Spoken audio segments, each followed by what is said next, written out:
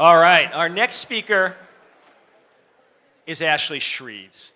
Now, yeah. Ashley was an ED doc at St. Luke's. Any St. Luke's people here? I think she made a pretty good impression over there. She did additional training in palliative care, and that's what she's going to talk to you about today. Now, when she first asked me, could I come and give a palliative care lecture, I'm like, you know, I'm a big fan of palliative care. I talk about it, but I don't know if it's really right for a huge conference. It usually is not a big selling point. And she was adamant that A, this lecture is going to be fantastic, and B, this is stuff you absolutely need to know. So there you go, nothing to live up to. Ashley Shreves on critical care palliation. It is true, by the way, that I asked him initially if I could give the lecture, and he said no. That was the email I got, no. So hopefully I won't embarrass myself up here. So thank you so much, Dr. Weingart, for letting me speak about a topic that is near and dear to my heart.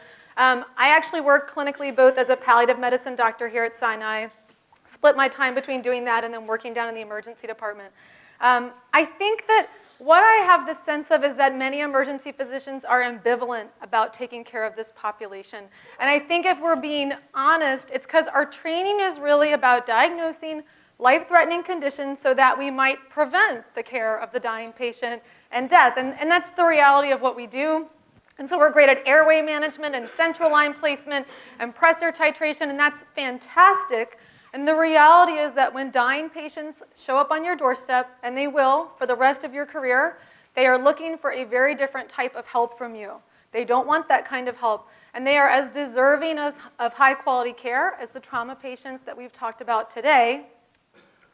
And may I remind you what Hippocrates said over 2,000 years ago. I think it's never been more true than it is today, that this is really what our role as physicians should be and actually is, which is to cure sometimes, to treat often, and to comfort always. Okay? So I'm going to start you off with a case. This is actually a case I saw in the Mount Sinai ED a couple of months ago. It's actually my husband's case. Sometimes he needs my help when he's working. And so I came and helped him with this a little bit. So this is an 88-year-old female who presented in the evening. She had a history of dementia. Her family said that she had been coughing a lot over the past week. Her doctor had prescribed antibiotics. But over the past day, they said her breathing had become more labored and she'd become less responsive. So that evening, they called EMS, and she shows up in the ED, and these were her vital signs. And I want you to start to think about what's your approach to this patient right now? How are you managing this patient? Put that on the shelf, and we're going to come back to it in the end.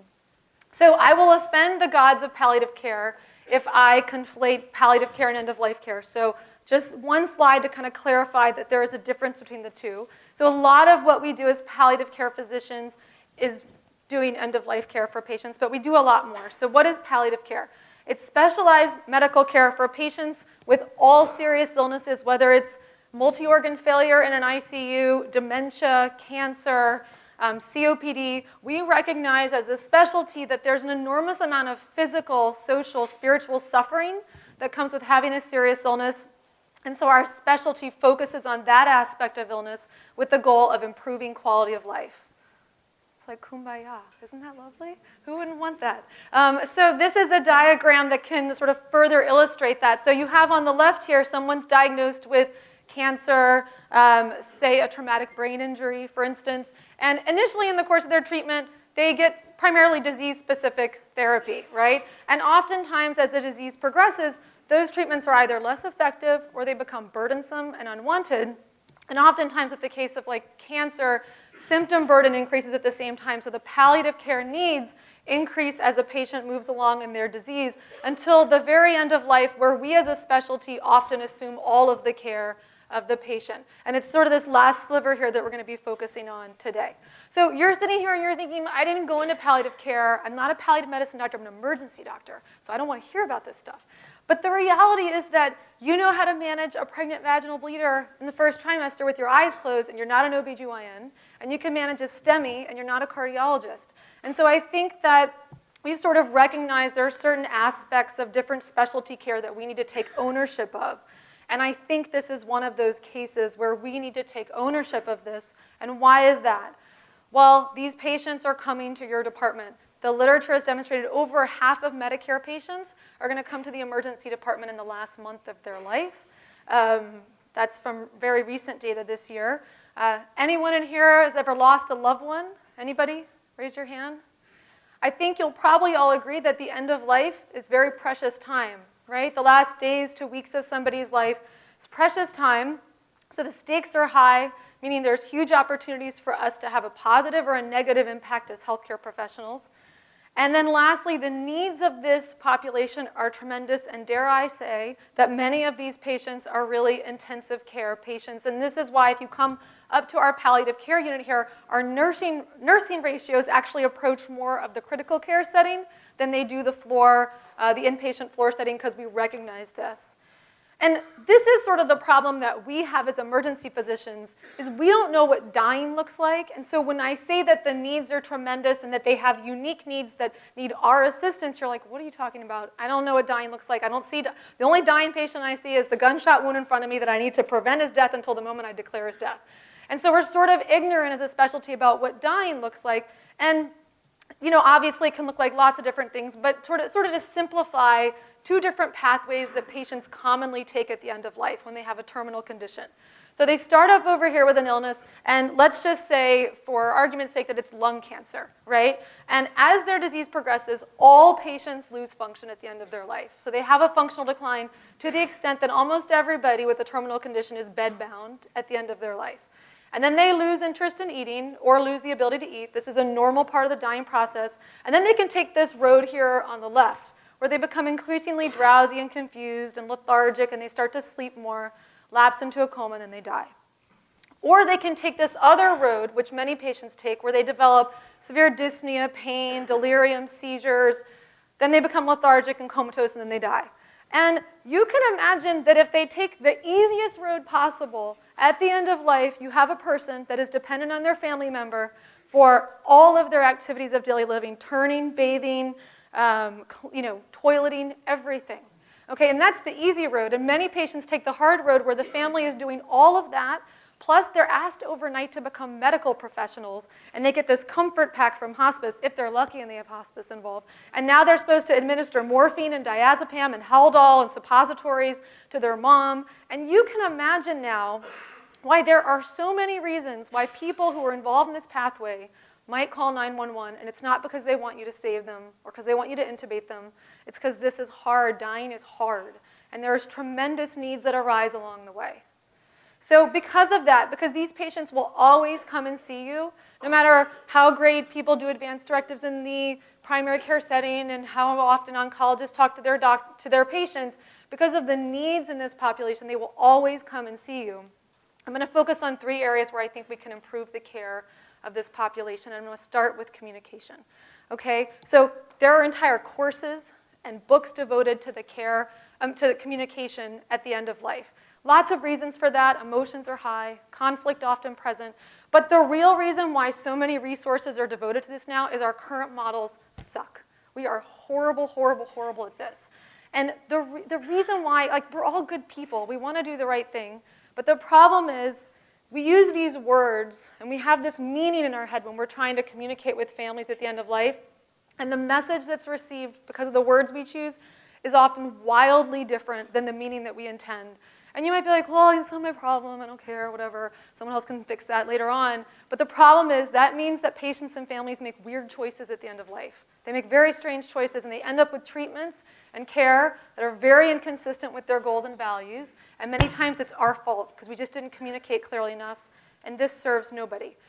So we need to sort of abandon our old approach, and I think that we'll all move to this approach eventually. I think it's already sort of seeping in lots of different places. But the PalCare approach to communication at the end of life, which is my job as a physician is to talk to you about your values and goals. And then my job as a physician is to give you a medical recommendation. My job as a physician isn't to give you a menu and ask you to choose off of it, because I sort of think on some level maybe that's giving you choice and respecting your autonomy, but it's clearly not, because it doesn't take into account that that person in front of you has no medical education. So we do this, and then we try to be very mindful of the words that we choose. So along those lines, I'm going to give you 3 examples of phrases that I still hear spoken in our environment that I hope after today we all take a pledge that we will abandon. No more saying of these phrases. These are emblematic of this idea that we're sort of, we think we're saying something, and what's actually being heard is something entirely different. Okay, so this is the first one. Has anyone ever heard? Anyone ever said this before? Come on, come on. I've said it before. Nobody, oh, y'all are liars. So, okay, so this is the first thing that still gets sort of said and or asked of families is, your mom's really sick, do you want us to do everything? And what do they say? Yes, because who would say no to that? Could you imagine being like, no, whatever you do, don't do everything for her. Like, definitely don't. Because what they're saying when they're saying that is don't help. Like, they're thinking you're asking, do you help her? Definitely don't help her. It's insane, but we ask that question. In your mind, you're walking away and you're like, I can't believe they want me to intubate her and put her on a vent and put her in a central line and put her on pressors and send her, what's wrong? They must hate their mother. Like, you're thinking that, and they didn't say yes to any of that, and then they end up with all that, and a week later, they're like, why did this happen? How did this happen? Right? So we're not going to say that anymore. We're not going to ask that anymore. That's going bye-bye, right? So we're going to use the PalCare approach, which is we're going to ask someone, we're going to say, your mom's really sick. I see that looks to me like time is short. She's at the end of her life. Tell me, what would be most important to her right now if she could talk to us? And you will be amazed at the responses you get. And then based on what you hear, you are a doctor. You know what the implications are of all of these interventions. Have the confidence to make a recommendation based on what you hear. Okay? The next don't. Do you want us to resuscitate her? So people will we'll get consults all the time where the goals are sort of comfort focused, the families aware the patient's dying, the patient's still full code, and we're like, what? And you realize the way that we ask these questions, should your mom be DNR or should we resuscitate her? And the family's thinking, you're asking me that, that must be a reasonable thing to do. You can just bring her back? Sure, bring her back. Great, who wouldn't want that? I didn't know that was even an option, right? So we see the language on paperwork, and we think that because the paperwork says this is how it must be relayed to the family, right? The reality is that in terminal conditions, when somebody is actively dying, the chances that attempting a resuscitation is going to be successful are minimal. And if the resuscitation is successful, what it usually means is the patient is then dependent on machines in the ICU, which virtually nobody wants outside of a few groups here and there. So we're not going to say that anymore, right? We're going to use the natural death language, the natural death language, okay? Everyone say that out loud. Natural death. Natural death, okay? So you can sort of have a conversation with somebody, and you can sort of hear based on what they're saying. It sounds to me like your mom would want to have a natural death. Yeah, of course. Great. We can make that happen. And sometimes you might feel like to do due diligence for the paperwork, and you have all of these sort of legal obligations, and you have institutional obligations, and I get that. You might even go a step further and say, so just so I'm clear, when her heart stops, we're not going to interfere with that process. People will nod and say, of course, right? You're not giving them an option for something that you think is ridiculous. Who would do that?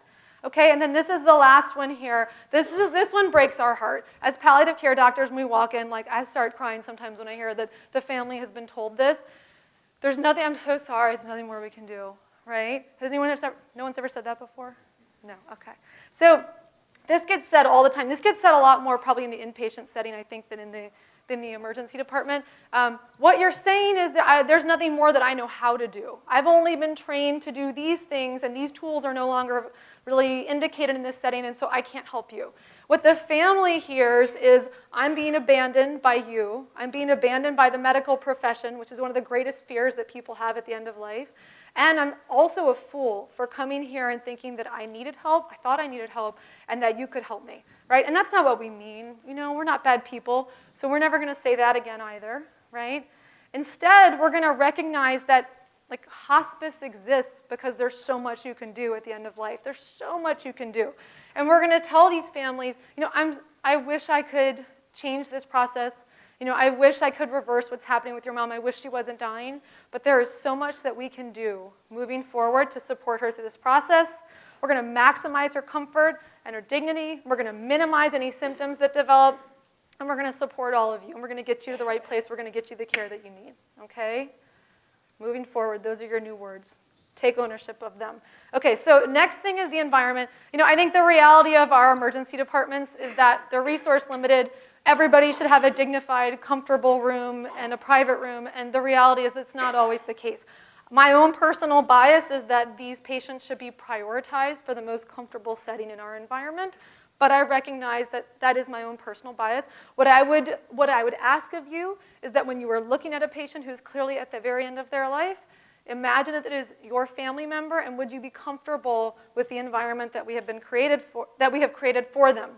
So one simple thing I beg of you, please, moving forward, that we all recognize is there is no place for monitors in the care of the actively dying patient who is endorsing comfort as their goal and who is not going to get life-sustaining treatment. Because a funny thing happens when you're dying, your vital signs get very bad. So oxygen starts to drop, the heart rate goes up, and the blood pressure goes down, and the monitor goes crazy. And we walk into these rooms, often in the ICU, in the emergency department, on the floor, where someone's clearly dying, families gathered around, everyone's endorsed that they know this is the end of their life, and this is a comfort-focused plan, and the monitor's still on, and the whole family is around the patient, and they're all staring at the monitor like this, and they're terrified, right? Because it's just, it's undignified, it's scary. The blood pressure cuff is cycling every 10 minutes, and it's uncomfortable. So the least you can do, if you can't give a patient a private room, which I think we should prioritize them for, is just at least turn off their monitors. The nurses hate this so much. So all the time this happens in the ED, I walk in there, I turn off the monitor, take it off, and then 20 minutes later I go back and the nurses put everything back on. And so you need to sort of educate others in your environment, but this is the least that you can do, and it's easy, and it actually spares resources. So symptom management at the end of life, massive topic. Okay, and I have a little amount of time. So I decided to pick the one symptom where I think that our management in other populations is so wildly different than the management of dyspnea at the end of life that we have a lot of fears and a lot of myths that sort of drive our practice here. So dyspnea is one of the most common and distressing symptoms at the end of life, and it's really sort of like a final common pathway for lots of different diseases: cancer, COPD, CHF, the patient with dementia who's dying of pneumonia. There's a million different causes.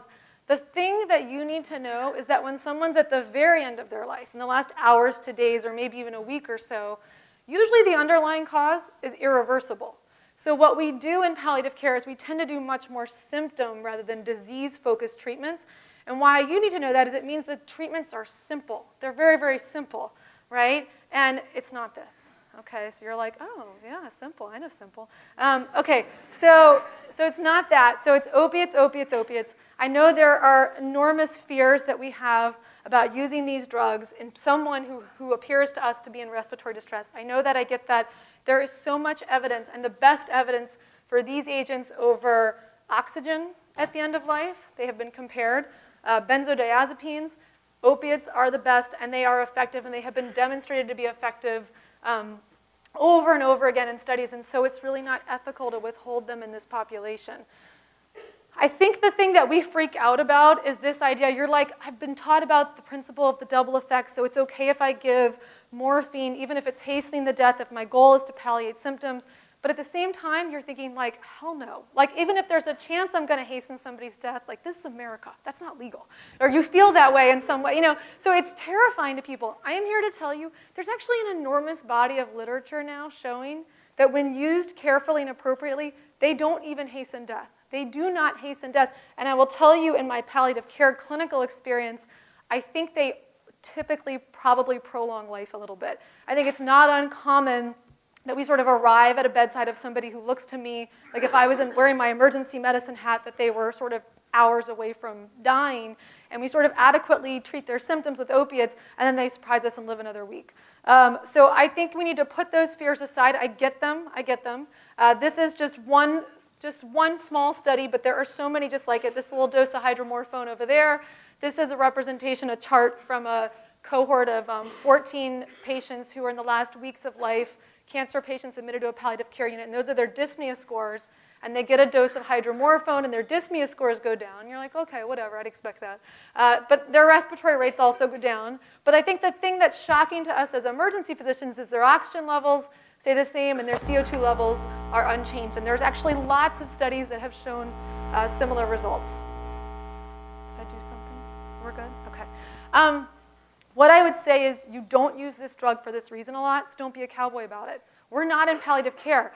We follow the rule of start low and go slow, okay? Start low, go slow. So when we're on the floor and we get called for these folks, if it's an opiate naive patient, we're starting with 1 milligram of morphine. You can give 1 milligram of morphine. You can do that. You think about what doses you use for pain, or maybe 0.2 milligrams of hydromorphone. These are the doses we're starting with. If they're not effective, you just double the dose. That's it. Just double the dose. And how often can you do that? Every 15 minutes. Until, and this is the place where I think people get a little bit confused, like, what's my endpoint here? Well, your endpoint is either if you have a patient who's verbal, they're telling you they feel better, or the appearance of comfort. And I think the appearance of comfort is harder as an endpoint than the appearance of discomfort. So, you know what discomfort looks like in recognizing respiratory distress. You're an emergency physician. So facial grimacing, accessory muscle use, gasping. These are all things that would be signs to us that even if the person is not verbal anymore, not aware, that they might be experiencing some distress. And so we administer opiates until we eliminate those signs. Consider help, right? We call consults when we have a patient with appendicitis. We don't try to take them to the OR ourselves. We recognize there are certain conditions we need help for. I don't know how many people in the room have a palliative care department consult service in their hospital. Like maybe half, about half. So use them, I hope. Use these guys, so they're not always available in-house, although I know here we're now available on the weekends even, but they're not available at night, but they're available by phone, and they can talk you through these things. If you don't have access to palliative care, ePerk FastFacts is an amazing online resource with these little brief clinical summaries of things like how to titrate opiates for dyspnea, how to manage delirium at the end of life, how to have a conversation with a family about DNR, all of the end-of-life information you'd ever need in short little abbreviated summaries to be used in real time at the bedside. So this is a great resource for you as emergency physicians. Okay, so case conclusion. So what happened? So I came over and I took the family into, we have this new cute little family room in the Sinai ID. It's terrific. Took the family in there, and there were 6 children who showed up. And then there are all these grandchildren. We walk in the room, and the first thing they said to me walking in the room was, do everything you can to help her. Do everything you can. You have to save her. She can't die. I said, okay, we'll do that. Okay, but let's sit down and talk about how things are going, and let's talk about a plan for your mom. So we sat down, and I asked them, tell me about how things have been going for her at home. And they started to tell me about how she's bedbound at this point in her life, and she doesn't recognize any of her children anymore. And they told me a little bit more about what she was like as a person growing up. And I said, okay, so I think I have a sense of who she is and how things have been going for her lately. I wonder if she could be in this room with us right now and see how her life has been and see how she looks right now. What would she tell us is most important to her? And all of them, this is a family that every single one of them had walked in the room saying, save her. And they all said, she'd be ready to go. And they all started crying. And they said, we have to let her die. She would tell us it's time for us to let her go. I said, well, that actually makes a lot of sense to me. Based on what you're telling me, many people would say, given a diagnosis of advanced dementia, that they wouldn't want us to artificially prolong their life. That's actually consistent with what the literature says as well. And so I think that right now I have a sense that she would tell us our goal is to really maximize her comfort and to not artificially prolong her dying process. And they all agreed. So we started her on a little bit of morphine. We got them a private room. They were able to call the priest in who did the anointing of the sick for them. And I went home, and then the next morning I came back, and they still hadn't gotten a room upstairs, so they're still in the private room. I walked in, and they all hugged me, and they thanked me. And this never, by the way, happens with my emergency department patients. You save people, we save people, I've never been hugged. And I get hugged all the time in palliative care, and they all die. So I think it's strange. I don't understand it, but it is what it is. So that evening, we got her a bed in the palliative care unit. She went up there and she died, and she had her whole family around her and got, I think, exactly what she would have wanted. So some take-home points for you. Remember, never again ask anybody if they want everything. They're not hearing what you think that you're saying. So you're going to ask people from now on what's most important to them, and then you're going to be a doctor, and you're going to respect your training, and you're going to give them advice. And we're not going to use the language on the paper of DNR to talk to families about resuscitations. We're going to use the language of natural death. And we're never going to tell families there's nothing more we can do, because that's just a lack of knowledge on our part on what tremendous care can be provided in the last hours to days to weeks of somebody's life. And remember that there's no role for a monitor in the care of the actively dying patient, and we should prioritize these folks for private rooms, and that opiates are the first, second, third, last treatment for dyspnea in this population. That's it. Thank you.